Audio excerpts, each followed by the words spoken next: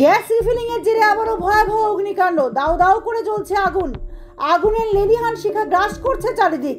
সাইকেলের দোকানে ভয়াবহ অগ্নিকাণ্ড, চরম আতঙ্ক এলাকায়। ফোন দিয়ে নাকি দিচ্ছিল, দোকানে গ্যাস লিক করছিল, দোকানে গ্যাস পেছনে ছিল, এই করে আগুন লেগে ফাস্ট হয়ে গেছে। মানে সাইকেল দোকান, গ্যাস বিক্রি, টায়ার বিক্রি, একটু জেড একদম পুরো বাড়ি ভেঙে গেছে, খাট ভেঙে গেছে, এডবাস্টার ভেঙে গেছে, বিছানা ভেঙে গেছে। বুধবার সন্ধ্যায় দুর্গাপুরের 1 নম্বর ওয়ার্ড রঘুনাথপুর মধুপল্লী এলাকায় একটি সাইকেলের দোকানে রান্নার গ্যাস সিলিন্ডার রিফিলিং করতে গিয়ে ভয়াবহ বিস্ফোরণ ঘটে।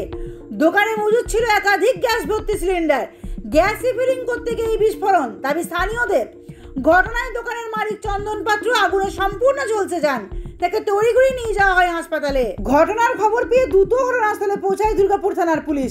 দমকলের 2টি ইঞ্জিন যুদ্ধকালীন তৎপরতায় আগুন নিয়ন্ত্রণে আনার চেষ্টা চালাচ্ছে।